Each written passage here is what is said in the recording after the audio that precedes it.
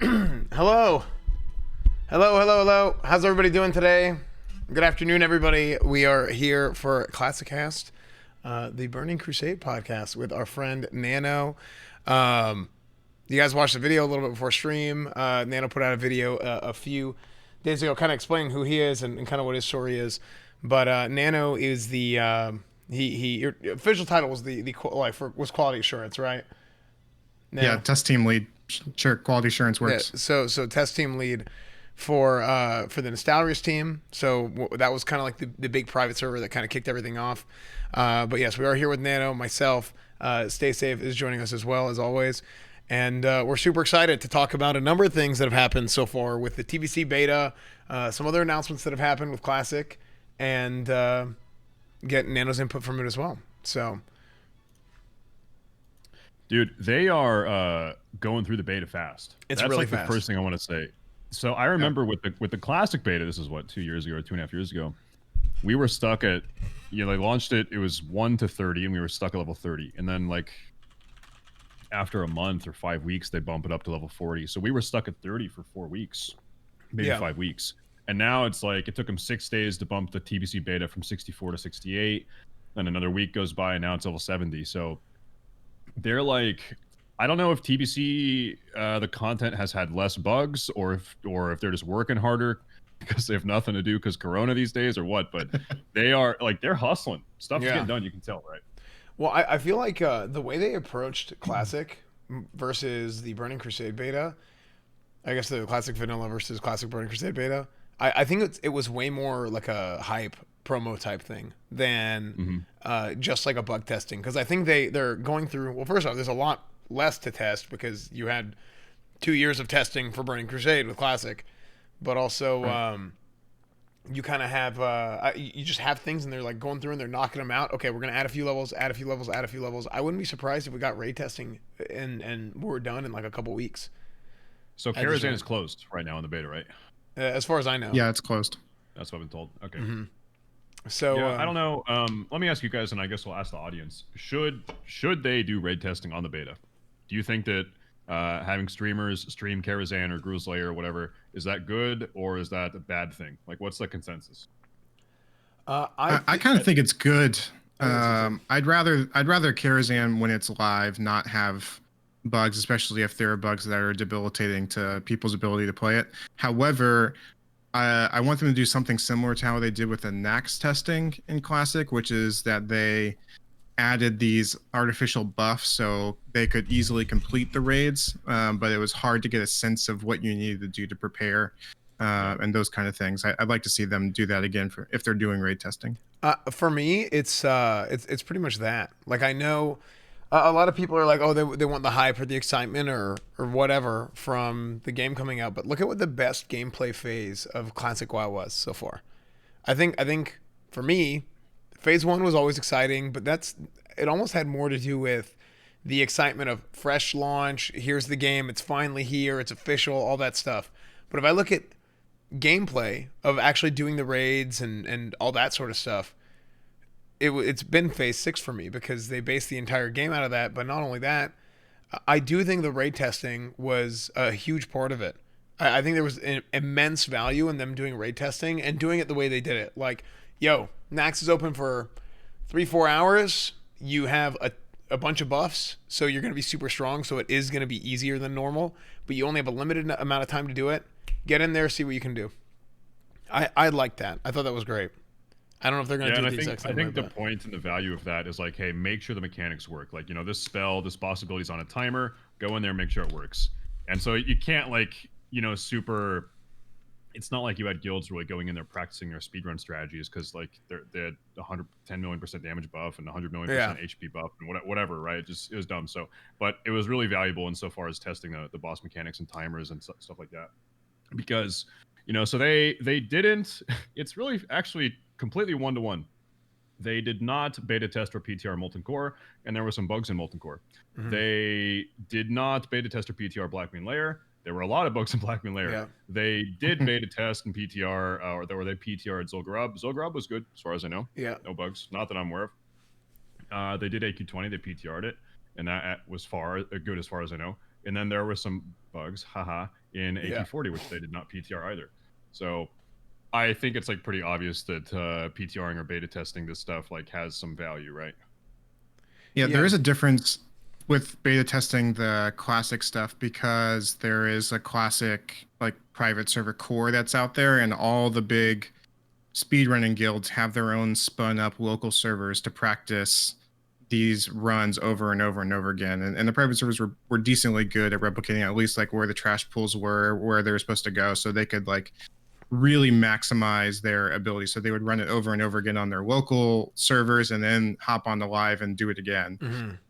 TBC doesn't have that same thing as Classic does. There's no like developed public core that you can just spin up your own TBC server that's close to what TBC is going to be like. So that will be a difference. So they'll have a little bit more preparation than they otherwise would have compared to Classic. But I'd still like to make sure that the raids work when they're actually live. Yeah. Yeah, I'm not so worried about the preparation of stuff. And you know what's funny is people go and yeah, sure, it's like moderately effective, right? Like people would go, and most of the time, a lot of people in those guilds have been playing together for years and years and years. They've done it before. So yeah, there's going to be some things that are potentially a little bit different from playing on private server to playing on Classic, just because of how you don't know exactly what Blizzard is going to do on Classic. Something might work one way because it was pre-nerf, and then Classic comes out and it's like, oh, well, they added this thing in post-nerf, whatever. I think Blizzard has learned from that quite a bit. And I think them coming out and then mentioning it at BlizzCon, I feel like BlizzCon for them was a big point where they were like, okay, well, we're basically going to announce all this stuff, and it was almost like an admission of like, well, we did this wrong in Classic so far. We did this wrong in Classic so far. Because I think putting out everything post-nerf was overwhelmingly, for a lot of people, it was. I think the overwhelming consensus is that it was too easy. And I never felt like, now everybody knows Classic is easier than retail mechanically. Like the physical skill that it takes to play Classic WoW it's going to be easier than pretty much any retail expansion. Actually, it is easier than every single retail expansion after that. But as far as the feeling of going through and doing something that is the proper difficulty for you to feel accomplishment and enjoyment, and you feel like a reward for doing it, I don't think it was really there for pretty much anything until Nax. I think Nax felt that way, but I didn't feel that way about pretty much anything else except for maybe Viscous and AQ40, which came down to, okay, let's get a weak aura to tell you whenever to press Sapper. Yeah, I heard someone in my chat say this, and I think it's actually really true. Like, generally, and this is kind of my memory of playing TBC as well, like, generally, TBC raids are about as hard as doing Next Rammus with no world buffs. Like, it's about that difficulty, which is, I think actually that makes it more fun. That's a good difficulty for it to be. I think if raids are too hard, you run the risk of, I gotta put this, I think a lot of people play Classic WoW just to kind of relax and chill with the boys and pop, have some drinks while you're chilling and raiding, and one button rotation, whatever, and just relax, right? Show up, get your loot, have fun. And so I think if raids are actually too hard, and you start running into this with like, talking about Shadowlands, like there's not a lot of Mythic raiding participation because it's just there's a huge demographic of WoW player. They don't want to have to wipe 400 times. Yeah, it's just not fun for them, right? And but a little bit of progression feels satisfying, right? Wipe 10 times on a boss, it's fine, that's fun, right? So yeah. I mean, there is a difference with retail because there's 4 different difficulty levels of the raid, so you can do it on normal and you can feel for yourself. You can decide for yourself, okay, I've done the raid, right? Even though there's 2 more difficulty levels above that I could potentially have as content for me, but the Mythic is absolutely like a whole different level of game than even Heroic is. Like, it's a huge step up in difficulty that doesn't exist in TBC. Like, early on at Wrath they start getting to a little bit, but TBC raids are the main PvE content, whereas that's not true in the retail game today. So Mythic is optional then, whereas raids are kind of mandatory if you want to progress your character in TBC, which I prefer, but it also does necessitate that it's not as hard as it possibly could be. But still, we need a step up from the Classic difficulty that was just snooze fest. Yeah, it was really not good. I think like part of the problem is having too many difficulties kind of breeds an environment where it makes it to where the raids are less special. Because I think a big part of the raids to me was the wonder of even just stepping inside of them and seeing a boss. Now, I don't have that in Classic because I've seen it in Classic and Vanilla so many times. But I even noticed that doing the Burning Crusade beta because I didn't play a whole lot of Burning Crusade private servers. That was whenever I peaked in real life. I peaked in high school. I Burning Crusade. I had good arena rating. That's what I did. And then Wrath came out and I kind of fell off. I quit playing and I just was less interested. Ironically enough, since Rat Paladins were amazing in Wrath, but I just was less interested. So a lot of my friends quit. I quit. That's usually how it goes. So for me, I think that sort of feeling comes from the fact that it's not really easily accessible. You know, I didn't raid Sunwell. I quit raiding towards the end of Burning Crusade because all I wanted to do was arena. Like that was just it. Yeah. I didn't. I don't think I cleared Black Temple. Actually, I don't think I killed Kale. I didn't clear Black Temple. I do think I did Hyjal, but I don't think I finished it. Remember killing Vosh. But yeah, so I did a lot of raiding, but it was just one of those things where arena is what I cared about. PvP is always what I've cared about. And going in and seeing those bosses, I remember seeing somebody like Morgrim Tidewalker in SSC and just seeing this huge guy who does not have a cool like unique skin. Like he looks like one of those giants outside of he South looks Shore. really dumb. Yeah, it's not like it's not this cool unique thing, but like just seeing a massive boss was so crazy to me.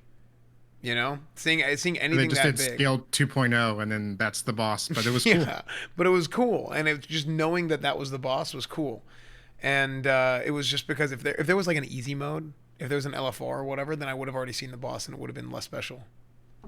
Yeah, this is a memory that's more tied to I think being a kid, like and less about TBC specifically. But I remember before my guild got into Black Temple, we were wrapping up tier 5 content. We didn't do Black Temple yet. There was another guild ahead of us on the server, and I would sit there in chat breath and I would slash who them. Like I would slash who this guild, and I'd look at them when they're in Black Helmet, and I would like fantasize what they're doing. I was like, oh dude, which boss are they on? Oh, what are they doing? But I was like 13, so you're not gonna relive that, right? Yeah, that's funny. It's just like before streaming was even fathomable. It's so funny. Yeah. It's actually so funny. But yeah. Yeah, but my TBC experience is similar to yours, Esfand. So I never killed Kale. I didn't clear Black Temple. I didn't do Sunwell. At this point in my life, I had gone to college and was spending more time doing college things than I was playing World of Warcraft at that time, and that's just kind of what I chose. So I'm excited for what is a fresh WoW experience for me, but is still living in the classic world for the first time in a long time for me. Yeah, I think it'll be really cool. And also we know that and I get that they've gotten better recently, but Burning Crusade was not really the focal point of the private server community. Like people didn't really want Burning Crusade. They wanted to start from vanilla. But now that vanilla is kind of and there's going to be people that want to play vanilla forever. There have been people that have been playing vanilla forever. But yeah, it is what it is. And for me, I'm kind of ready to move on. Like I've checked all the boxes, and I don't know how you guys. I think Staysafetv, you feel kind of similar, right? Because Staysafetv and I are kind of the same boat there. I'll say this about Vanilla WoW. Like Vanilla WoW is still my favorite game. TBC is like pretty close. TBC is really, really good, but I think Vanilla is a little bit more favorite of mine. Yeah. More than any other game, also. But it's a really good game. But I do have to say this. This is kind of like a doomer mindset, maybe. Though it is still my favorite. I think after no-lifing Vanilla WoW for 2 years now, I think I have realized that I like Vanilla WoW a little bit less than I thought I did. Though it is still my favorite. Yeah. If that makes sense. Do you think that it's the game or the administration of Classic that caused that love to diminish a little bit? I think it's a mix of a lot of things. Like for me, there's just things that are inherent to the game I dislike a lot. Like I really, really dislike the world buff meta. I really dislike the class stacking that is fostered by the world buff meta. I think the PvP in vanilla is really bad. Not just the ranking system. I think the class balance is bad also. But I think there are so many other really beautiful things that I love about vanilla that kind of overshines all of that, and it still is my favorite game. But there are downsides. Like no game, you're never going to find a game that's perfect, right? Right. TBC is not perfect. TBC is really, really good, really fun. And if you haven't played it before, you're going to love it a lot. In fact, I think there's no more fun time in WoW ever in any expansion than the first 2 or 3 months of TBC. It's more fun than any other point in time in WoW, in my opinion, is the first 2 or 3 months of TBC. It's so fun. So yeah, I think TBC including the in the pre-patch with that too, right? Because that's just like the there's a pre-patch whole is gonna be unique insane. time. Pre-patch, and I wasn't even thinking about pre-patch. Yeah, that's going to be super fun too. Yeah. I mean, that's certainly how I feel. I feel like the pre-patch is just going to be unbelievably fun because, and especially, there's 2 things I want to talk about here. I want to piggyback off of what you said, Nano, but I think with the pre-patch, this is a pre-patch that we did not get back in the day. First off, there's no private servers where it's the pre-patch private server. Like, that didn't exist, right? They didn't do a pre-patch private server. But 2, the pre-patch that we had back in the day did not have Draenei added in. It did not have Blood Elves added in. It did not have, consequently, Paladins and Shaman for the opposing factions. So, not only are you getting all the stuff put in from Burning Crusade, you're getting the opposing factions classes now, and on top of that, you're not getting the 2.0 version of Burning Crusade. You're getting the 2.4 version. So this pre-patch is going to be way different than the pre-patch that we had back in the day. The original pre-patch lasted about 5 weeks. I hope that this pre-patch lasts around the same amount of time. I hope that this pre-patch lasts like 5 to 6 weeks at least. Like because I think it's just going to be so fun. It's going to be unique. It's going to be a period of time that we're going to experience the game in a way that we are never going to experience it again. I'm going to play pre-patch a ton. And on top of that, I hope that it's like 5 or 6 weeks that overlaps with like 2 Darkmoon Fair cycles. Because I think people are really going to enjoy raiding with the pre-patch talents and having shamans. And it's just going to be interesting to see what's going to happen. So if you get 2 Darkmoon Fair cycles for Alliance and Horde, I think that would be really cool. And I really want to do 4 Horsemen with Unstable Affliction with Darkmoon Fair buff. Can you imagine? That would be great. Dodging up and no debuff cap, not no debuff, but 40 debuff cap. So like, it's gonna be wonderful. Warlocks are just gonna absolutely destroy on 4 Horsemen. But pull all aggro on all 4 Horsemen at the same time. I was gonna say it's gonna be rough because like your warrior threat is now nerfed, right? And warlocks are doing way more DPS. Their threats through the roof. So as a warlock, it's like you actually you gotta be really careful. Well, you just get some paladin tanks, you'll be fine. They got exorcism for bonus threat on undead. That's true. So, yeah, I think it's gonna be really, really, really cool. I think that is gonna be so much fun. Doing like pre-patch events, dueling tournaments, and viewer raids for like that's as far as stream stuff. Level 60 arena is going to be level really 60 fun. arena is going to be fun. Yeah. It's going to be so fast. I'm excited for some sort of event. Maybe like a organization puts on an event for pre-patch that has arena to do. That would be really fun. Yeah, that would be fun, wouldn't it? I wonder who would plan to do that. That'd be kind of crazy. But no, I think it's going to be really, really fun. And I do think, kind of stepping back to what you said, is it vanilla that Stay Safe likes less, or is it the administration of Classic that makes vanilla or makes Stay Safe like vanilla a little bit less after 2 years? For me, I've been very vocal about this. I do not like a lot of the design decisions that were made with WoW Classic. I think that the lack of progressive itemization was a huge problem. Everything being post-nerf. There's a number of things that were bugged, or maybe they weren't bugged, but they just, no changes. And it's like, come on, this is so dumb. Like, these are things that obviously should be fixed, right? You're doing nothing but hurting the game to keep those things in the game. So, for example, and this is one that's more nitpicky, but like Consecration for Paladins takes up a debuff slot, and everybody knows the big 16 debuff slot meme, whatever. Now, interestingly enough, that was a big point of discussion whenever Classic was coming out, 8 versus 16 debuff slots, which I think ended up not being that big of a deal. I think the big thing that ended up making a big impact was the fact that they just did things post-nerf, as opposed to the 8-16 debuff slot discussion. Even though they're beginning this stuff. I mean, at this point, I've been saying it a lot lately. At this point, I care about what's more like fun takes priority over no changes to me within reason, right? So it's like, does having Consecration take up a debuff slot and make the game more fun? No. You're right. Like would having 8 debuff slots as opposed to 16 made the game more fun? No. Right. So it's stuff like that. It's like it's there's a lot of like obvious no-brainers that are like that, I think. Yeah. I'm working on my second YouTube video, and this is kind of what I'm going to talk about in it. There was a post on the subreddit, and the Classic WoW subreddit, that basically blamed players for the game being different, their experience with vanilla WoW being different for the worst parts of it. So like the world buff meta or the boosting or all that kind of stuff, that's the player's fault for engaging in those things that made the game more efficient and took away some of the fun. I disagree with the premise completely, because yeah, so do I. The job of the game designers is to create a world that eliminates those things that take away the fun, right? And we saw them do this in phase 2 with Battlegrounds, right? If you guys were there and ranking at the time, there was this AV meta with all the alliance and discords countdown queuing at the same time, and it completely took over the entire game. And that was the only way that you could rank up, was doing these discord countdown queues, and they nerfed it, right? And they changed it so it wasn't possible anymore.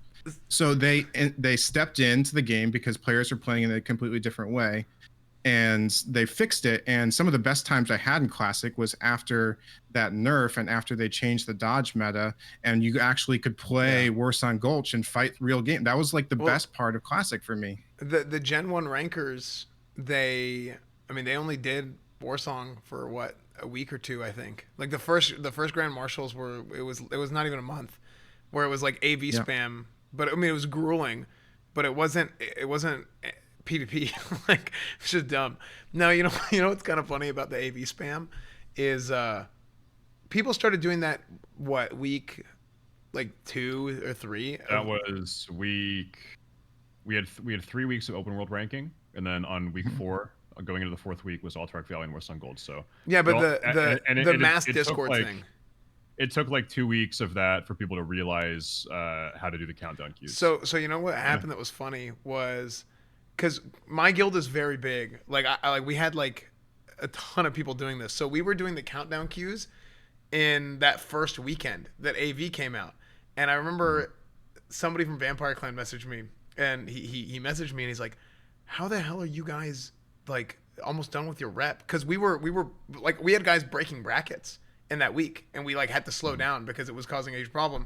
And we were like, oh well, we're doing this, where we just sat in Discord and I would count it down, 3, 2, 1, go, and we had like 300 people queuing at the same time.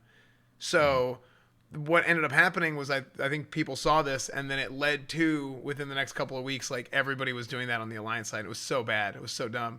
But you know what else was bad about that? People left our Discord to do that. Yeah, because they were cross server Discords. Yeah. Right. So people left like our Discord. There was like a drama world about of the Alliance. Well, you also had, by the way, you had cross-server Discords doing countdown queues that would say, all right, you need to be rank 10 or higher to be in this Discord, and it's going to cost you a $25 PayPal donation. They were selling Discord Oh, really? slots, I didn't know that. Yeah.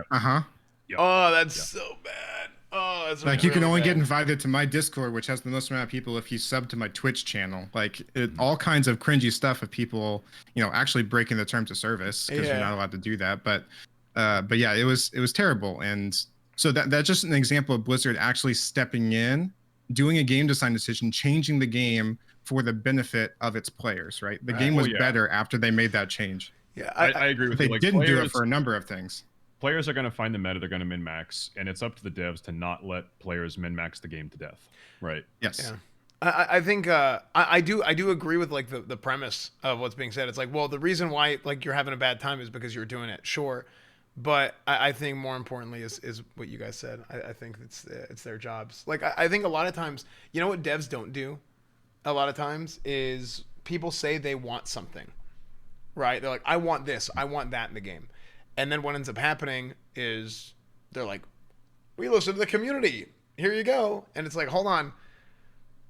Sometimes the community doesn't know what they want. And you have to take what they're saying, and instead of giving them what they want, you find out why they want what they want, and then give them a solution to that issue that is happening. And that's why I think something like No Changes ended up being something that was not so good in the long run because of this, and it ended up being kind of an excuse to be lazy. And it was just something they could point to. It's, oh, well, no changes. It's like, come on. I like the I'm trying to think of another good example of something that's changed recently. The well, we could just go straight into the world buff thing. We can go straight into that. Yeah. I think there is. I know, Nano. You really don't like world buffs. I like raiding with world buffs. I like world buffs a lot because I like the idea of going in there and my character feels strong and whatever.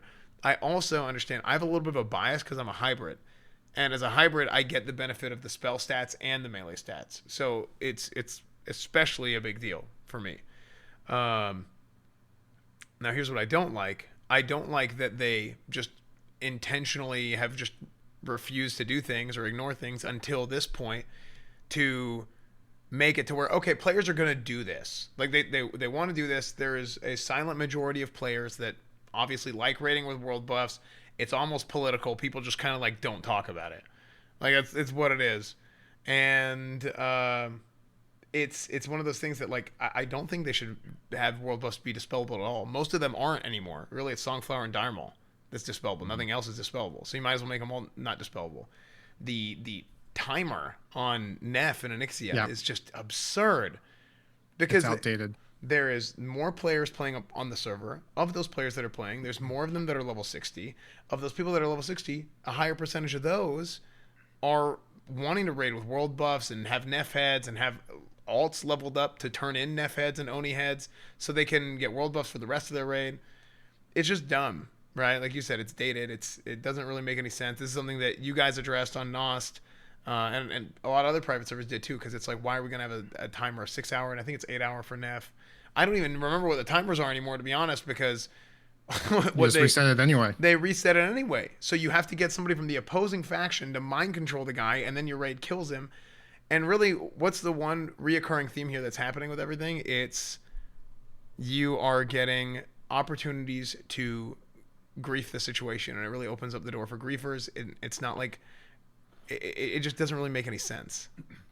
I don't know. So there's the griefing thing, which has made a lot of people angry. And it's funny because really the only demographic that's upset about the new world buff change I've seen in discords and on forums are people that tend to be world buff griefers. Like the griefers are mad about this. Okay, well, you look at who posts about it, right? And it's like, oh, it's a level 32 priest. Oh, a big surprise. Yeah, right.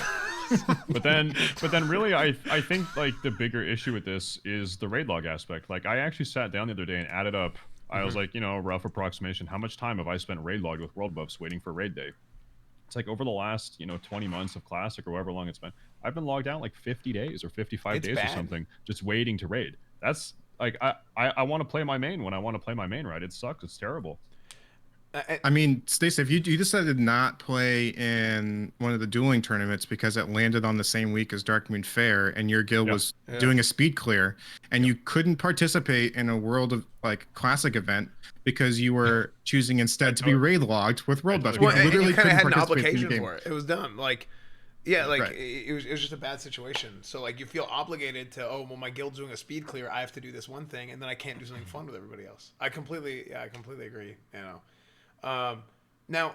that's why I could go in a soapbox about this forever, probably. So well, I do think that the solution was, it's weird, and I think didn't we talk about this on the first ClassiCast that we had coming back? Yes, I think we did, and we said like, what if they, what they could have done. We talked about dispels. We said, well, if there was like an item, like if you got the world buffs and they gave you consumes that you could pop in raid. That would be like a very aggressive change, but it would be better than what they currently have. Now, the snapshot solution, I don't think it's perfect, but it's pretty damn close because it's one solution that fixes two problems. And like you said, stay safe, the raid logging problem is really, really bad. And it makes people feel like the world is dead sometimes, like in the 2 or 3 days leading up to raid day. Because when you were growing up, when did you remember seeing the most people playing WoW? It's like a Tuesday evening, right? Because everyone's running a raid. Right. So you saw Tuesday evening, but outside of Tuesday evening, because that's kind of a bad example.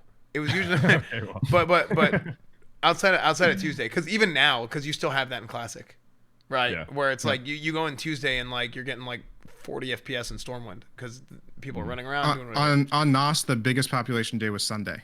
See, so it wasn't Tuesday.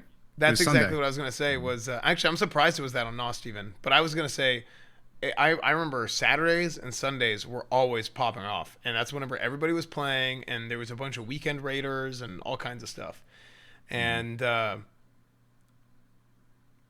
don't really have that because what happens is people get, they do their raids, and then, hey, it's Thursday at 4 a.m., the dispellers are asleep. Let's go out and get our world buffs, and they log off until Tuesday. And it's like, if you have something in the game and it is the emergent behavior of the player base and what they do, they want to get their world buffs. It doesn't feel good raiding without your world buffs because you've bit the apple, right? You've bit the apple. You've tasted sin, so you don't want to go and do it whenever it's like, oh, I could just go get it. And it's you think about it, it's so easy, but it's a pain in the ass. But somebody's going to dispel me, and then I have to do it again for 2 hours. It's annoying. I think the snapshot solution is really good. I think they should still do the other stuff. I think they should still make it undispellable, and I think they should still, take away the timers on the Rend, Oni, Neff. Yeah, I think you're right about that too. I'll give world buffs this, even though I'm the biggest world buff hater in the entire world. There is a positive, and they actually retained this positive. I think this is why they chose to do the snapshot thing the way they chose to do it. What's happened with world buffs is it's sprouted this whole new world buff economy where people are selling summons, they're selling DMT clears, they're selling resets, which I guess they maybe could get rid of. But like there are people that's how they make their gold. They have summoning alt networks, or they hunters selling IDs or whatever. So I think like that's a positive. I do think that's a positive of world buffs. So they actually managed to retain that with the snapshot thing, because you still have to actually go get the buffs. You could just snapshot them, right? Yeah.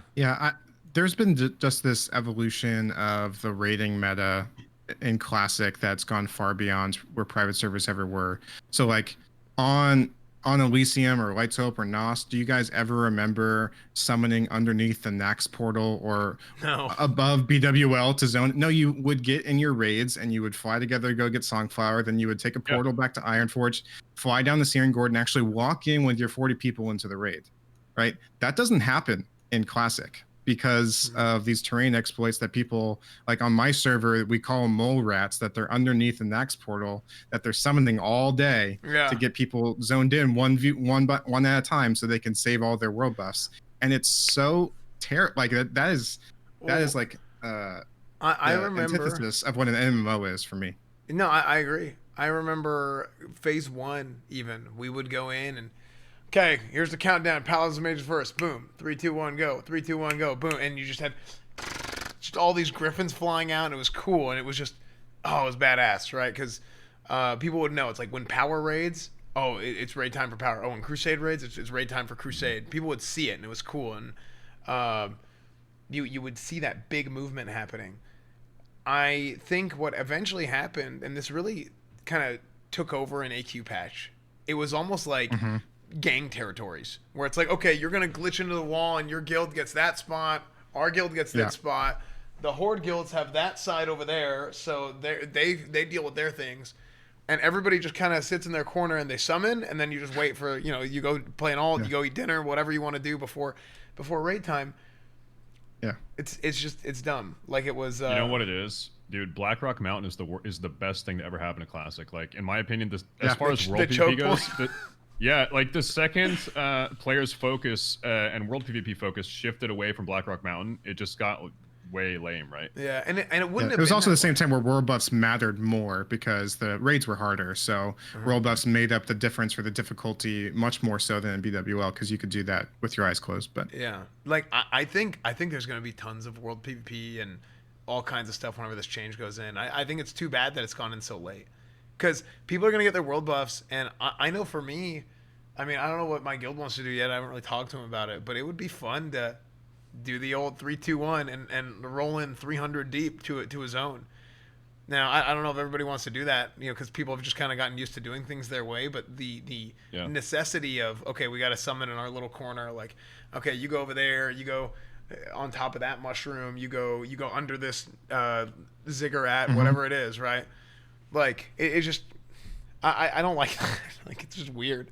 So on our server 3 weeks ago, our guild got so tired of the horde just summoning in all the time that we literally got everybody around, and we started disrupting every single summon spot that we knew that the hordes had. So on top of the slaughterhouse near Nax, on the mountains above, underneath Nextramus, on the little arms of Nextramus, on the mushrooms, we disrupted so much that they couldn't actually get their people in. So they unstuck themselves back to Orgrimmar and then took a portal and flew out. We actually had a 40v40 opportunity in the actual fields of Eastern Plaguelands for the first time since Nax has been released, and it was one of the more fun nights that we've had. But but it's just like so much effort to disrupt these summon things that it's yeah. I mean, so That's frustrating. the thing with world PvP in Phase 6, especially. Like, it seems like all the world PvP is focused around how to actually actively dodge world PvP these days. Yes. Right. In order to retain world buffs. Yeah, like see, and Which that's is the way thing. less fun for me. It's not like I really feel like this world buff change. If hey, I have my world buffs, I'm good. I have them snapshotted. Let's go out there. We're raiding at the same time with this other guild. You go in and it's sport at this point. You go, you fight them. Frick, we lost. Okay, whatever. Just wrap it up. Let's get back in there, right? Pop your buffs and we're good. And we can actually raid and there's no stress. And at that point, it's all like it's like a friendly. It's like an exhibition match, right? So you go in and it's like you move on, right? It's preseason, and then you actually can go raid and you don't lose any of your buffs. Yeah, but to go back to our original point, like even in the poster they're announcing this Chrono Boost Displacer, whatever it's called, they said a phrase like, "We couldn't sit idly by and let this continue." I mean, TBC's coming out in 2 months or 3 months. Like, you've been sitting idly by for a year and a half. Like, where was this? That you just let world buffs go this long to disrupt the game so much. And it's not like nobody's been complaining about it either. That's the funny part. It's like everybody has been talking about this for over a year, easily, almost 2 years now. I mean, we talked about it on my stream, me and you, Nano. We talked about this in I think it was a week before Classic came out. We were doing my daily dose of Classic thing, and you came on. We were talking about world buffs and stuff. So I sent an email to Ian Hazacostas in early 2018 telling him what the world buff meta was going to turn the game into and saying you should either nerf them or remove them. And he gave a reason why they didn't want to do that. But I saw this coming. Like, this was easily predictable if you paid attention at all to private servers, that this was going to come. Yeah. It's not like it's rocket science or anything, but what happened was probably one of the Classic devs like finally hit 60 after like 19 months of Classic and got full world buffs and was on the way to raid and got purged, and they were like, "Yo, what the hell? This is not cool. Okay, we got to change this." No, it's true. It's the same reason why Elemental Mastery is still broken. It's because half the devs play shamans. It's like, oh, how convenient. This is twice as strong as it ever was before. Huh, that's weird. But no, I think it's just the whole thing is it's almost absurd to me. I'm glad it's happening, but I'm done. Like, I feel like I've accomplished, as far as checking all the boxes that I want to check. I've checked every box for vanilla WoW at this point, and I think both of you guys feel the same way. I think a lot of people feel the same way, and they're ready to move on. I'm gonna copy my character over to the Vanilla Forever servers, and I'm just gonna have him there for. Who knows? We might randomly be like, "Hey, let's pick up basketball. Let's get out there and let's do some duels, and let's put on a little old vanilla event and see what happens." But at this point, I'm all in on. I'm preparing for pre-patch. Like, I'm going through and I have a list of gear that I've made. I've made a suit of I need this much hit for pre-patch because I'm gonna lose 6% hit and all this stuff. That's like the thing I'm playing for at this point. Like, as far as what to earn. I'm earning stuff to get ready for pre-patch and Burning Crusade, and also really just to like play with my guild and my friends, because I like playing with them, Yeah. Because I'm being 100% honest. If it wasn't for my guild at this point, I probably wouldn't even be raiding that much. I'd probably just be like, oh, can't raid this week? Okay. Like I guess I want the items now, but this is the way I probably would have felt like 2 months ago. I think that's probably what everybody feels like with any MMO, right? Like, it is about the community that keeps you coming. I know people in our guild will be like, if it wasn't for Scuba Cops, I would have quit a long time ago. Like, it is the people that we're hanging out with, and the raid is almost an excuse to just hang out with your friends for a couple hours, just talking and having some competitive things. Some people really like parsing. Some people are doing the speedrun stuff, and that they're probably not part of that number. But I know for a lot of people out there that their guilds and their friends and their community is the reason why they keep playing. Exactly. I think I think that's for me. That's what happened in Wrath, and I think pretty much everybody else I know who like quit around that time was for that reason, because Wrath for a lot of people was the best period of time in the game. Now they flatlined in sub count back then. They flatlined in sub count, but they also peaked. What I think happened was some people kind of just grew up, life got busy, whatever happened, and they kind of stopped playing. And you just kind of had this natural drop off, and you kind of like churned the bottom of the barrel or whatever. But you had a bunch of players coming in and playing WoW for the first time in Wrath of the Lich King because of the crazy amount of success for Vanilla and Burning Crusade. Because Vanilla and Burning Crusade were pretty much, sub count was just going up constantly the entire time, and then it kind of peaked in Wrath and leveled down. We don't know what it is now. It's even hard. It's hard to even guess, right? It would be interesting, right? It really would be. Yeah. I think the only metric we have is like Google Trends search results. And as of like a month ago, Classic WoW actually overtook Shadowlands again on Google Trends. Yeah. Though who really knows? It's not like the end all be all on that. Yeah, it's weird. Well, even it's if probably TBC hype, but yeah. Well, if you look at YouTube videos, I feel like just looking at YouTube, I feel like classic YouTube videos are a lot more popular than retail YouTube videos most of the time. And I don't know why that is. It's because you can't tell what's going on in the retail YouTube videos. Yeah, I think that might be part of it. I also think that it might have something to do with maybe just the type of people who consume that type of content. I don't know. Like Classic WoW does really well on YouTube all the time, but it has its ups and downs on Twitch for whatever reason. Yeah, it's weird. Like, you know, typically retail does better on Twitch, but Classic does better on YouTube. Yeah. Maybe it's a difference in age demographic or something. I'll tell you, like, I'll go look at all the YouTube boomers analytics. watching YouTube videos at work. Yeah, I guess. Well, that's what it is. Like, I'll look at my YouTube analytics, and like, it's like 80% of my viewers on YouTube are men between ages 25 and 35. Yeah. I'll have a video with 50,000 views on YouTube, and it'll say 0% women. Like, actually, yeah. it's astounding, really. Yeah, that's Your crazy. wife doesn't even watch them. Not. You know what it is? I think it registers your gender off of your Google account, and so you have to put it in. So maybe women just don't put in the information. Who knows? Yeah. Right. Well, for me, it's crazy because it's like 99% women for my videos. Yeah, I don't know what it just is what it is. You know, like it's just the life, I guess. I have no idea. No, I think that it's kind of to bring it back. I guess bring it back a little bit. I think that it's kind of frustrating, even though we're happy to see some of this stuff being changed, like the world buff change. And there's going to be two patches, right? They're putting in one patch before the pre-patch, which is going to be the world buff change. They're going to get rid of batching. That was another one, which I actually don't completely agree with removing batching either. Which is funny because Paladin. Well, we did. I feel like whenever batching was a thing, I was kind of like, hey, let's be careful here. Is there going to be too much bullcrap going on where all of a sudden it's like we think batching is this, and then all of a sudden it's something else, or maybe they overcompensate, so they're like, look at us, we listen to the community.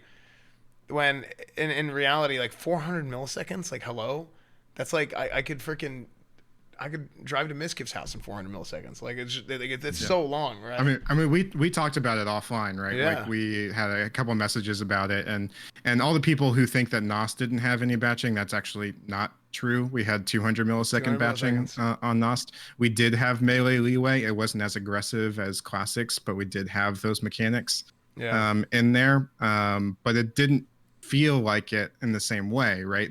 Like classics feels oppressive.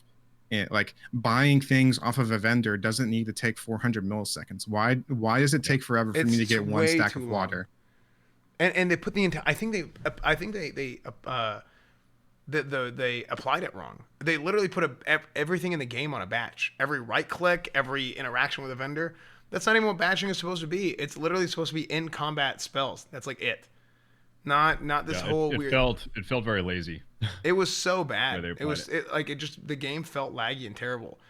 And again, this was kind of like that was like the doomsday like scenario, and it actually happened. Is if it just ends up being too long or they screw it up, and nobody even thought they would put it on everything, and they did.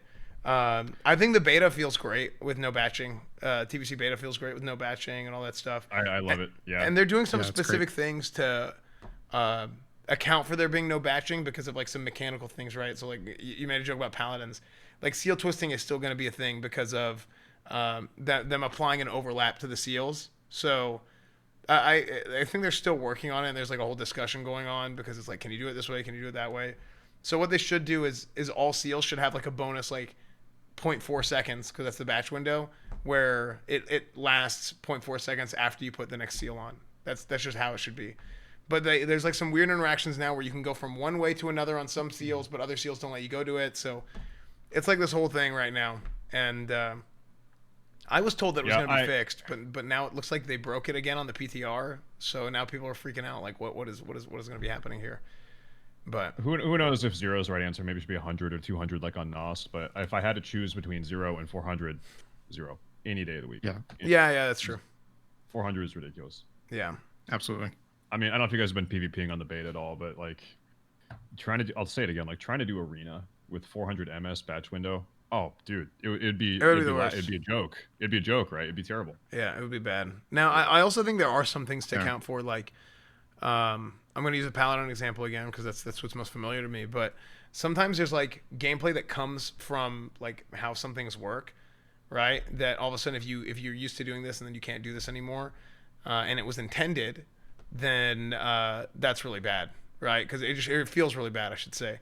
Like if there's something that's like intended to work a certain way, and then all of a sudden, well, we're gonna get rid of batching, and it inadvertently affects something else, it's just not a good feeling. So that's kind of what Paladins are experiencing now, with some seals overlapping and other ones not, and that's why people are like, I can't go from justice to command and like batch a justice proc into a command proc and get a stun, and like a lot of like the more nitty gritty like intricate things that you can do with Paladins that people don't really comment. It's not as common. So then people are, oh, Paladins use auto attack. It's like, no. Yeah, but I mean, one of the classes it impacts the most is rogues, right? Because they have so many interrupts, CCs, all those kind of things that a really good rogue times those things at the same time where they're expecting. Say, if I'm fighting a rogue, a really good rogue is going to try to time his vanish at the same time I'll death coil him or something like that, right?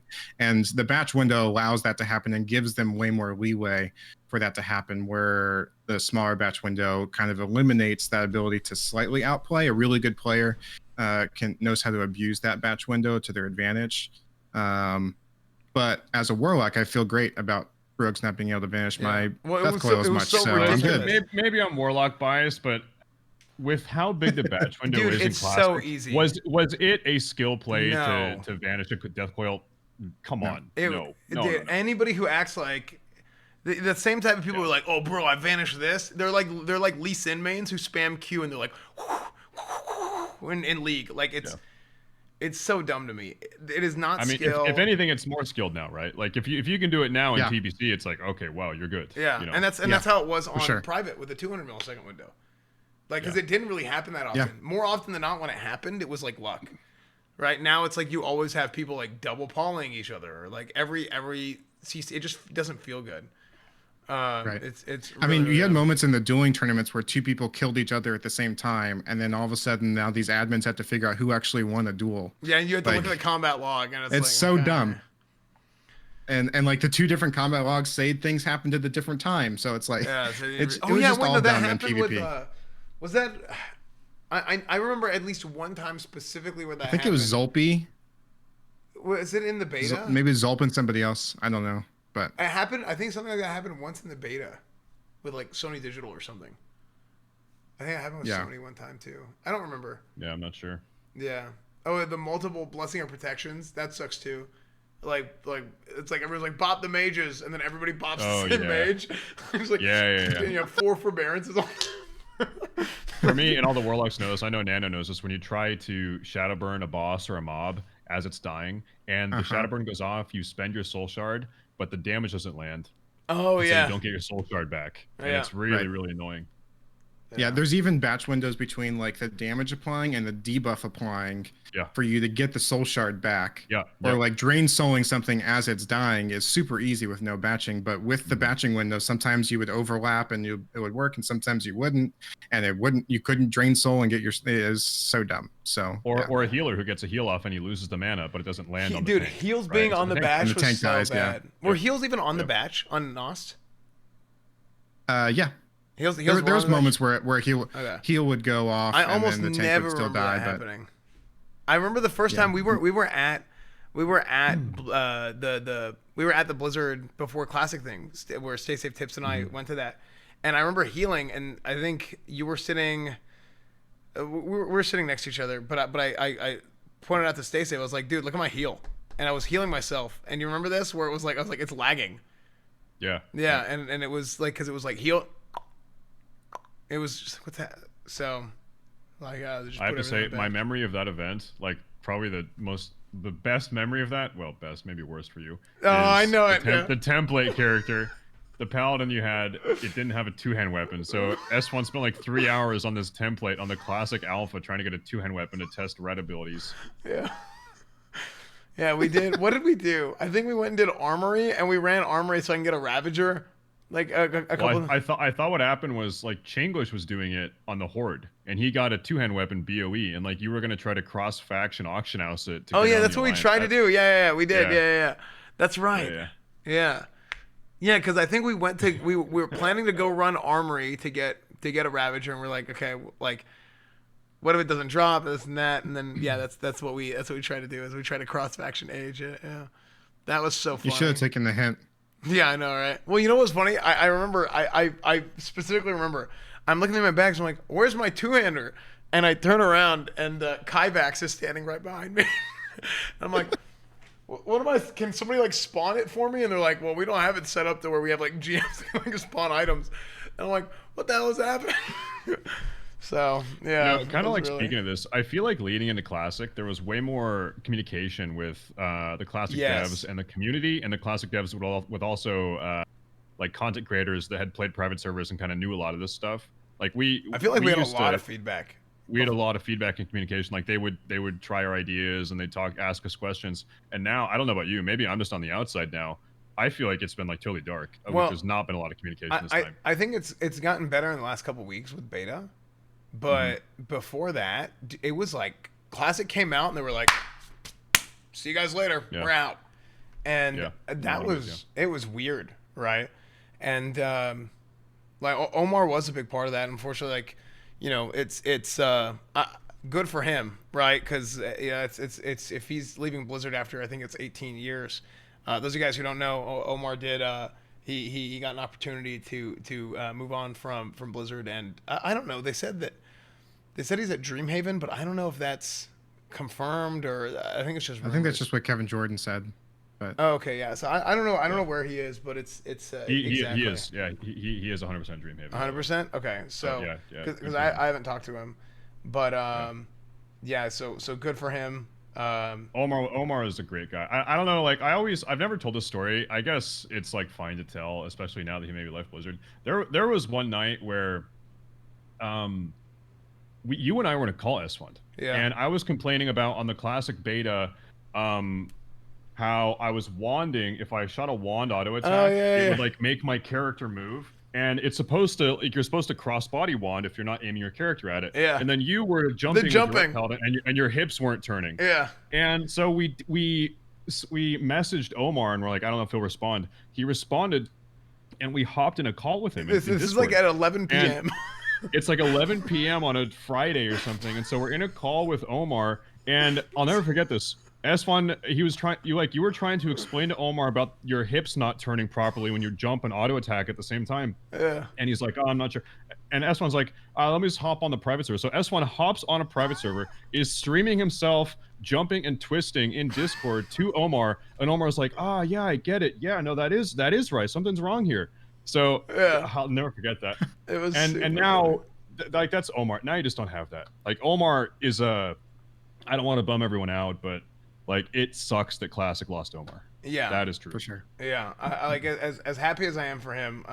Omar was a huge part of Classic happen. I mean, he's the guy who came up with being able to even port the server to their current hardware, you know, or port the game to the current hardware.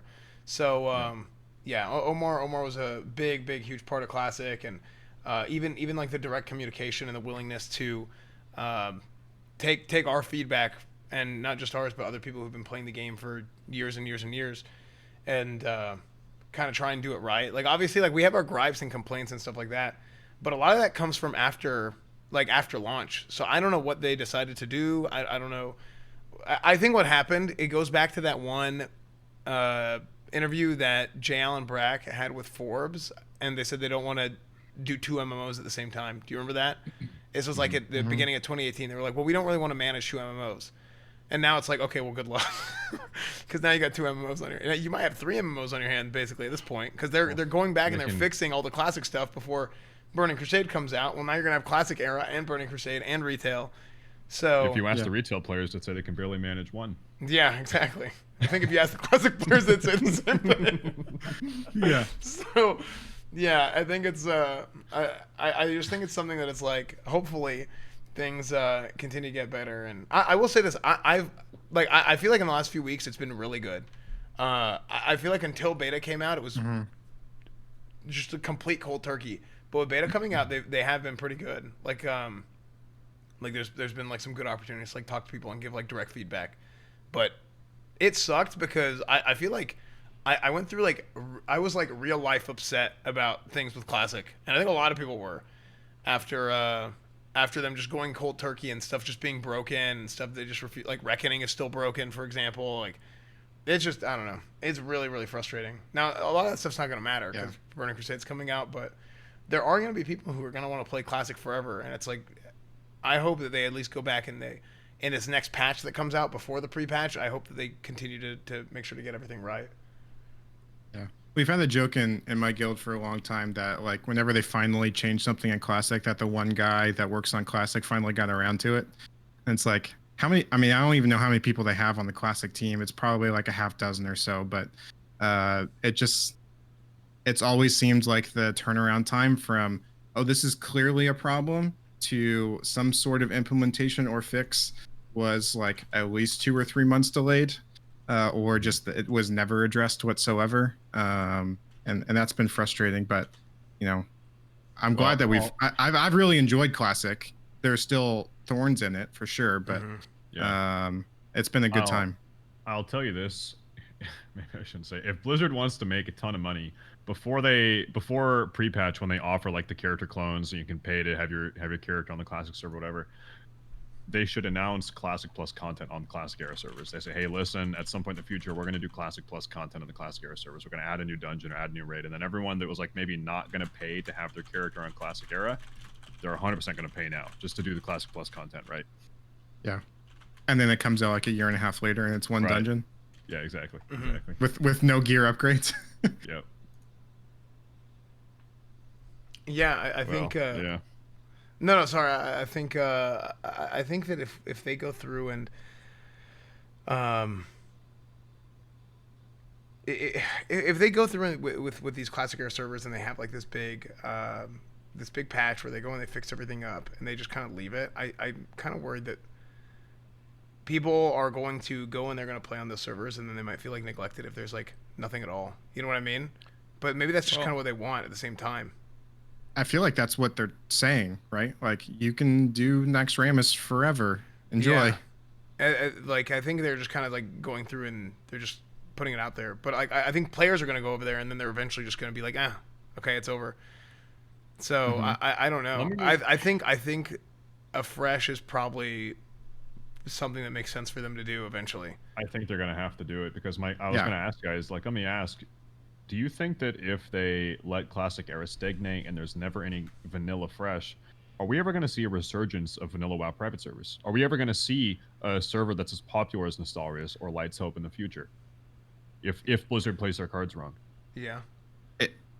And the only way that happens is if they never release fresh Classic servers again. Yeah. Like the vanilla private scene is dead for the most part. I haven't followed it at all. My assumption is that it's dead. Because why would you play on a private server instead of playing with Blizzard's official servers? Regardless of how you feel about them, you probably just play a different version of WoW if you're going to play a private server that's not currently accessible by Blizzard. But if they don't release fresh, then eventually we'll get to the point again where people are like, I want to play a fresh Classic again, and you're not giving me the option, so I'm going to go do this instead. Yeah, I think here's what I think. I think that if somebody were to release a Classic fresh with essentially the same design principles as what you guys had with Nostalrius, and with everything else being like, oh, we know how this works now, we know how that works now, which to be fair, there wasn't a whole lot wrong with the Nostalrius core private servers. Like people always act like, oh, well, it was a private server, everything's wrong. There were some things that were definitely wrong, like nitty gritty under the table interactions of like how this item works with that item, this or that. But if you really go back and break it down, there wasn't a whole lot wrong. So you take the things that were wrong, fix them up, and then add the design decisions that the Nostalrius team made. You've got what I call what Classic should have been, because you have a lot of the world buff problems are fixed, and there's more like emergent gameplay that's come about that I think that you could go through and you could get nitpicky about, because you guys didn't have it to where world buffs aren't dispellable. Like, well, actually, I think more world buffs were dispellable. No, but it was different. Yeah, it was different, but also I think you could dispel like Oni head, and because they weren't physical buffs. No, you couldn't do that. Because there was more than Songflower. I can't remember what it was. It was more than Songflower and Direwolf. But I can't remember. So it was actually easier because ZG buff didn't go away when you died. Because that was the original implementation of that. Yeah. And Xanthus also didn't go away. War Cheese could be dispelled, so that was something different. But really the big difference is that you could go and reliably get Songflower on your entire raid at the same time, which you can't do in Classic. I remember I've seen a screenshot from Kungan and what they did with his guild. And it's literally Songflower, and they all have it, and I think it's because of batching. I think they messed it up because of batching. Like I think Songflower's on the batch instead of anybody can click it during the entirety of looting it. Because that's how it was on private server, and it was better because we would just go as a guild and we'd go do the thing, and we'd move on. I do remember one time on Nost. Well, I mean, pause for a second. Yeah. Like, so you can still have you can have 100 people get Songflower right now. You can go do it in Classic. You've been able to do it the entire time, right? So only reliably when it's about to respawn, right? When you have the timer and Nova World Bus is telling you it's going to respawn, it gets -1, -2, and everybody clicks it at the same time. Well, I've done it with like 40 people with a DBM countdown. Because if you're counting on a Discord, like there's lag on Discord, but everyone's DBM is like on 0.0. You right click. And it's always worked pretty well. Well, what I'm talking about, it's the batch window. So I think they put it on the batch window. So if you have it on that, then you're going to be within that like the brain response of seeing the thing and then clicking it is going to be less than 400 milliseconds, right? So, but whenever you do it on Discord, like you said, there's lag, there's whatever. But back on private servers, we could just click it at any point in the 2 or 3 seconds or however long it is, and it was fine. Yeah, there's a very big grace window for Songflower. So I think that's a big difference, right? Because you had 40 people all going to get world buffs at the same time. Like we would log on at 6 o'clock and somebody would have a Dire Maul North and we'd all run in individually into our own guild's Dire Maul North, get tribute, go get your head and your heart, and then fly as a team from Darnassus out to Fellwood and get your Songflower together and then go to raid. And that doesn't exist anymore. Like that whole structure is dead. I think mostly because Songflower is so annoying to get that you have to do it individually if you want to reliably get it. And there's so many griefers now that want to dispel the Songflowers and the tributes that's forced everybody into these like individual modes of getting world buffs, since the whole thing's a mess. World buffs were so much more fun when it was played that way. Like you actually ran to get this with your entire guild, this and that. And then, dude, I'm telling you, like if they had kept everything the same, but like made it so warlocks don't have summon until level 60 or something like that, right? To kind of like shake up the summoning meta, right? So people don't have like elaborate, seven warlocks summoning you to every step of the way, because then you do have some little bit more world PvP. Well, part of the problem there is where does the issue come from? It comes from the fact that things are dispellable. Right, so it's like now because things are dispellable. It's also the timer, right? You want to try and avoid some time, but the primary thing is you don't want to run around because people are just going to get dispelled, and you have these people that are just naked dispelling people and just run away, right? And you got a priest. He's like, okay, I'm dead, no armor on, dispel, Shadow Word pain spam to try and get a blackout proc and run away, mount up, and then it's like, okay, well, great. Right, and if they die, they die. They don't care, and there's no counterplay. There's no it's just dumb. If you gave me complete control over how to design world buffs, and people will probably disagree with me, that's fine. I'm okay with that because I think I'm right. is that I would remove Tribute and Songflower from raids. I don't want Tribute or Songflower. You can go get your head and your heart, but I would also nerf those probably by half. I would cut down the power of if I'm gonna have War Chiefs, I'm gonna give Alliance an alternative so you don't have these elaborate like leveling up priests really and hordes to mind control and all that kind of stuff. Yeah. Like that's all done, but War Chiefs is the most OP of them for melee. Like the extra haste value is nuts. So I would probably remove that too. I do see some value in getting something that matters as a team. Like I'm gonna go, I achieved this thing by killing a car, so now I get to drop this buff for me and everybody who's in the area. Okay, that's kind of cool, but the power of them is way too much, and I would probably nerf them by half. Yeah. And then just roll with that.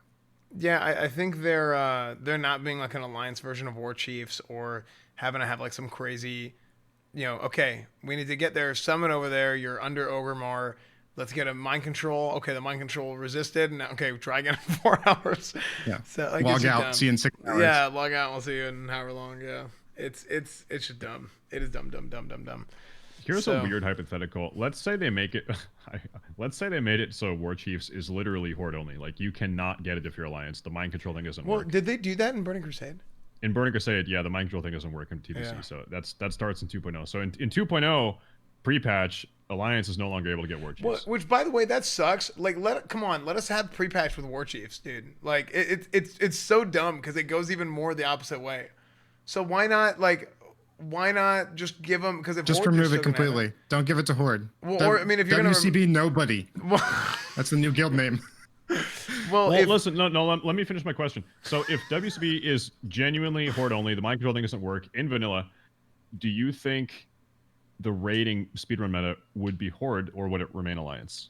Like, would WCB and Horde outweigh Paladins on the Alliance, do you think? Yeah, because you'd have the... Well, in pre-patch, you have Shamans and Paladins. Well, no. He's talking about... I'm not even talking pre-patch. Yeah. Okay. I think it would. Because I don't think... I think Paladins are too strong. So I think Salvation by itself is too strong. But I don't think threat matters the way it used to. Versus WCB, right? Because here's the thing, War Chiefs. I think it'd be closer, but I'd still think Alliance would have the best teams. Well, War Chiefs and they have Fear Ward, they have Paladins, and those are better than just having WCB, even as strong as WCB is. But Salvation and Fear Ward are the two most powerful raid buffs that you have. But I don't think threat matters as much in Classic as it did on Private. Like, I don't think threat issues are... You play Alliance, though, so, like, ask a Horde guy how often... Like, you have people that pull threat, probably, like, warriors that still pull threat. We had that get throttled on patchwork, maybe still, because of how your tanks are going. Like, mages that are dying to Thaddeus. We had more problems on Private Server than we had on Classic with threat all the time. Even with, like... I mean, we had a good tank. Like, even with, like, Snide, like, we have guys who... Like, Snide was, like, the guy for TPS, right? Like... Whenever we played with Snide, he was just he would wear leather, or there were times where he literally ran around taking off pieces of armor just to take more damage, right? To do more threat, more rage. It was, but now with the dual wield tanking and everything else, I just don't think it matters as much anymore. I think it matters. The ceiling is definitely way higher on both sides, but it also makes the 30% of the Salvation buff matter even more because it's allowing you to get even more DPS out of your warriors and your mages and your warlocks than you would otherwise. So like the threat ceiling being higher actually enables Alliance to do more with Salvation than it does for Horde. Okay, but in this comparison, only Horde has WCB, so their tank's doing 50% more. And that's what I was going to say too. And Wind Fury. So and Wind Fury has pros and cons.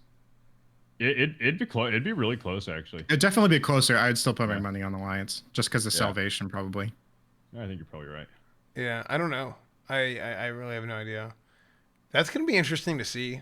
I think if you're a Horde player, you don't have Paladins. All of a sudden, you have Paladins with Blessing of Salvation and Kings. It's another Kings. I mean, even on Saffron right now as Alliance, I have to throttle myself as a Warlock, and I'm running 6-piece tier 3, which gives me 25% reduced threat on crits. Yeah. Like, I still have to throttle myself on threat with a really good tank on the Alliance side with Salvation. So I don't know what it would be like for... If that's true, either your tank sucks or I suck, because I don't have to throttle. So I'm not sure which one it is. Maybe I suck. Yeah, we also run a Shadow Priest and like 4 or 5 Warlocks, so that makes a difference. So yeah, you just start snowballing. Yeah. Shadow Priest and Burning Crusade. That's nice. I want to put a Shadow Priest in the melee group because I'm a bastard. I want to put a Shadow Priest in my group with my. It's not even going to be a melee group. It's a rep paladin group. That's shameless. That's shameless. Yeah. Well, dude, I feel like. Put your boomkin in just for judgments. Yeah, just for if I twist into like Judgment of Righteousness or something. No, I think it's gonna be really fun going to Burning Crusade, and I know we actually have to get going pretty soon because Staysafetv, you have a meeting coming up like pretty much right now. But let's wrap it up a little bit. Let's take some questions from chat. Like chat, what do you guys have any questions for us? Is there anything that you guys want to touch on that we didn't get to talk about yet? Nano and Staysafetv, is there anything that you guys want to talk about or mention that we didn't really get to talk about yet? Let me see here. This was a very to the point ClassiCast. It kind of was. Yeah. I just feel like we just hung out and talked about Classic, which is pretty much how it great. goes. Yeah. It's the best kind. I feel like a streamer just stalling for 2 hours. Yeah. Has there been any mention of Blizzard having fresh start classic servers, like how EverQuest has fresh start servers periodically? This is from Jack Zones. So they haven't said anything, but here's what I think is going to happen. I think that they're going to let Burning Crusade come out. It'll be a month or so, and then maybe they're going to be like, hey, we're doing fresh classic, by the way. So fresh vanilla for classic. That's what I think. I think they're going to go full focus on Burning Crusade and then all of a sudden offer the fresh vanilla experience on a new set of servers. And I don't know what they're going to do. They might do something similar where they release like 4 servers, then all of a sudden be like, oh crap, there's a bunch of people want to do this. They might do the name reservation thing. I don't know. I have no idea. But eventually this is going to lead to a cycle of, let's say Burning Crusade came out in July, middle of July, end of August was whenever vanilla came out originally. So what if you then end up in a almost 2-year cycle where after 23 months you get Burning Crusade, and then in August every 2 years you would have fresh classic, then Burning Crusade in the next July, and then Wrath at some point, and then those other servers. So I think one of 2 things. Those other servers, no, actually I think this is exactly what happens. Those other servers move on to Burning Crusade in July of 2023 at this point, and then you would have the chance to move to Classic Era, just like you have now, and then all the Classic Era servers from Old Classic and from the second set of Classic are all going to be on the same like battle group server set shards, and that'll kind of help refill those people playing Battlegrounds and all kinds of stuff. I think they're going to do sharding for those servers because they mentioned how they might do some retail server tech stuff for that. I think that was their way of saying sharding without them saying it, which I do think is a good idea because I think a lot of those servers are going to feel dead if you don't have sharding. Yeah. And then that's going to like backfill that, and then you're going to have Wrath, and then new set, right? And then that'll go, and then in July of 2025 they're going to have Burning Crusade again for the 3rd set of servers, and then it's just going to keep doing that. I don't think they're going to do Burning Crusade. I feel like we're getting into MCU territory with like diverging timelines all over the place. Yeah. Here's my take. I think if they're going to do Classic Fresh, and they should at some point, it should be on a seasonal, like year-long calendar where it's like a speed release server where content comes faster. I think it should be like a year-long Classic season, and it's like every 12 months to get a new one. And so the phases are instead of like 5 or 6 months, they're like 2.5 or 3 months. And that would be great because it would make a lot of the content harder because you have fewer lockouts to farm your phase 2 bis before phase 3 starts. You know what I mean? So it would make Blackwind Lair harder because you'd have less molten core gear, et cetera, et cetera. That would be great. That'd be awesome. I would love to do that. Yeah, but I think that would be better for like the more hardcore players than like the average player. But the average player is more hardcore than they were back in the day, right? And they're even more hardcore than they were back on private server. So who knows? Maybe I'm wrong about that. If I had to guess, I don't think that we're going to see Fresh Classic until they reach the end of Wrath and press the reset button and go back again.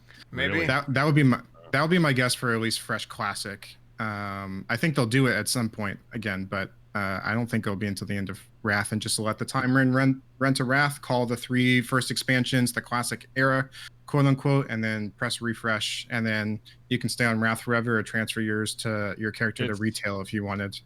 It's really funny you say that because I played through Vanilla and TBC and Wrath when it was like current, and I remember it was about the end of Wrath is when you really started seeing like in trade chat and on forums people having these like really fun memories. Oh, dude, remember Vanilla WoW? Man, dude, I would love to go back and play Vanilla. Like that's when you started having that like nostalgia kick in. It was around the time Wrath was ending. Yeah, yeah, because especially with Cataclysm coming out, and they were changing the world.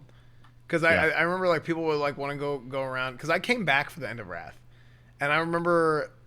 I came back at the end of Wrath, and whenever I quit again, and then I heard Cataclysm was coming out, and they changed the whole old world, and then I leveled again in the old world on a new server, and I was like, this is so weird. Like, we're never gonna see that again. Like, we're never gonna see the old world, and I remember this, I remember that, and now it's all gone. So I think it is around that time. I think it was probably around the end of Wrath whenever people started to feel that way. Yeah. Let's see, any more questions, chat? If you guys have any more questions, we'll take a few more questions and then we'll move on. We talked a little bit about Diablo. I mean, this is kind of off topic, but the Diablo 2 technical alpha. Staysafetv, you said you got it, right? It was in your email? Yeah, I didn't even know. I went to the bathroom before ClassiCast started, and I checked my email when I was peeing, and I got into the alpha, so... Maybe I'll play that later today. Yeah, I have to check my email because as far as it's not on my Battle.net, so I don't think I got it. But yeah, me being this big streamer, I probably. Wait, you're a streamer? Too, right? Yeah, what? Yeah, I released one YouTube video, and like content creators get stuff now, right? That's how it works. That's how it works. That's what I've been told. Yeah, if you press the button, it just automatically just spawns golden items in your inventory. You had to opt in, right? Did you opt in for it? I opted in. I did. Okay. But I'll check my email whenever I transition. So, chat, my plan would be to I told people I was going to do GTRP today. I'll still do GTRP tonight, even if you know the thing. Dude, I didn't get Diablo on my main WoW account. I got it on my third WoW account. Oh, what? I opted in on 3 accounts for the Diablo alpha, and I got it on my third like account that I never play. That's the account I got it on. I just checked. Okay. Yeah. It's not even my streamer account. All right, whatever. It's not your special streamer account? No, it's not. Yeah. That's the way it goes. Too bad. Oh, this is a good one. TBC's overall hype seems like a fraction of classics. How do you think this might impact the game? I think that the people who are into WoW and classic WoW and all that stuff, I think those people are more into the Burning Crusade overall. I think there's more people that are into Burning Crusade than there are people that were into vanilla specifically. And I'm not just talking about the people who wanted vanilla. I guess I'm talking about everybody. Because there's arenas now, like a lot of retail players are really interested in playing Burning Crusade, all this stuff. So I think if you're into WoW, it's something that's very exciting because you know how good it is.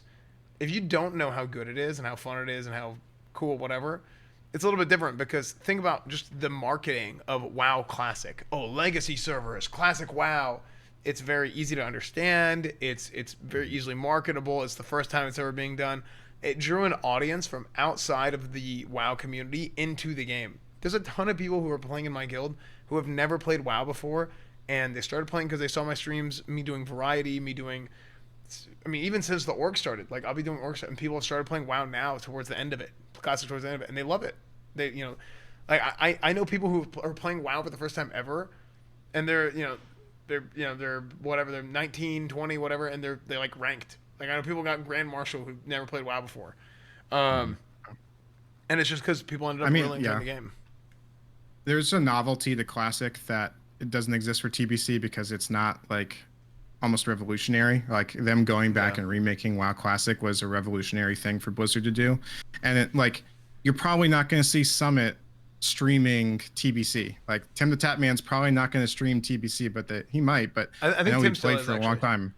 Okay. Yeah. But like, your point still stands. Like the biggest streamers on the entire platform were playing WoW Classic for quite a long time. Like Stroud still plays consistently and streamed it a lot early. He doesn't stream it anymore. He's still playing, but like that's kind of the difference here. Is like, yeah, you're not going to see the whole kind of Twitch community like blowing up the category. And that's not going to happen for TBC, but it's still a really big deal. Let's like put a metric on it. So Shadowlands launch almost broke 1 million, didn't quite break 1 million live concurrent viewers on Twitch. Classic was at like 1.1 million. Is TBC going to break 1 million concurrent viewers on Twitch on launch day? I don't think it will. Probably not. Because it's gonna be mostly those people. Because Classic had a bunch of tourists at the beginning, who just were there, but for the what's going on here? What Classic? Wow, I get it, I understand, but Burning Crusade, they might not understand, and it's not gonna draw that audience. But I think another thing, people are talking about beta, and like beta, like TBC beta interest. Beta is a very different thing. Like especially this beta, TBC beta. This is a very much like an actual testing, like a true beta. A lot more similar to a true beta than what you would get from, or you got from the original Classic beta. Because that was a hype thing, and you could do 30 levels, and then hey, we're bringing it back. You can go to 40 now, and it was cool, right? And it was a big hype thing, and there was tons of people playing, and it was the first time it was ever happening. This is a very much a true. We are testing out the gameplay, making sure everything works. We're gonna do it right. We're not like, we don't need to do the hype anymore, right? It's I'll tell you guys, it's like if you're not in the beta, you're really not. You're not missing a whole lot. I'll tell you this, like I'm 10 times more excited for pre-patch than I was for TBC beta. Pre-patch is going to be insane. It's going to be badass. Beta is like, report some bugs. All right, whatever. It is what it is, you know? Yeah. I mean, dude, especially that first week of beta was a buggy mess. It was not a good playing experience at all. I didn't level until I think the level cap went up the day after I hit 64 because I just didn't want to level. It was not fun. But I'm not level 70 on the beta yet, and I have it. It's just because like I'm taking my time. I'm actually doing quests and not like dungeon grinding the entire way because there's no reason for me to rush to 70 right now. Like why do I need to do that? I'm testing. I like went around Hellfire and I was enslaving every demon I could find in Hellfire to make sure their abilities worked. Because that's what this beta is about, right? It's about finding the things that are wrong with the game so they can fix them before the game is launched. And Classic beta was a very different thing. And for me, like I did the opposite thing for the same reason, right? Because I'm testing a lot of the Paladin stuff. Oh, we get Seal of Blood now. How does Seal of Blood work? And what are the different interactions here? So on top of me actually enjoying dungeon grinding, like I love prop Paladin. I pull like 10 packs and I'm just like, there's numbers flying all over my screen. I like that. But for me, it's like I want to rush to 70 as fast as possible because I'm trying to test all the other stuff. So that's what I'm still doing in the beta. And it's content for your stream too, right? Like you guys are streaming, like being 70, it gives you the opportunity to do more content. Right. When it pops up in the beta, where I'm probably not going to do that, so I don't need to rush to 70. Yeah. And I have other stuff that I do on my stream too. That's another thing. It's like I try and level as fast as I can because I'm like, I want to do GTRP, I want to do this, I want to do that. Yeah. I might. You still have to finish Majora's. I still have to finish Majora's. So yeah, man, I feel so bad. I swear I would have been able to finish it had I not had tech issues because I had like 4 days in a row. I was so excited for Majora's, and 4 days in a row my stream crashed. I will finish Majora's. I'm committed to finishing Majora's before TBC launches. Maybe not pre-patch, but before TBC launches, I will finish. Yeah, I will do it. I will figure out a solution to where I won't crash or anything else. I promise. All masks. Anyways, guys, thank you so much for joining us for ClassiCast. Nano, thank you so much for being here. I know Stay Safe has got to go. It's a great episode. It's always a blast having Nano here. It's always an absolute blast. So Nano, he just started his YouTube channel. So you can just you can just YouTube search for NanoNost, and he has that video. NanoNost, yep. Yeah, and you can do that. Check out Stay Safe as well. Staysafetv on Twitch and YouTube, and NanoNost Find me on Twitter. Oh yeah, Twitter at redacted. Wait, did you have a third Twitter? I never had a second. I don't know what you're talking about. Yeah, it was somebody else. It was his friend. Yep. Yeah. So yeah. Anyways, guys, thank you so much for joining us. Absolute blast, great time. And I will be back after this. So stay safe, Nano. We'll see you guys later. Yep. See you guys. Thank you. Toodles. See ya.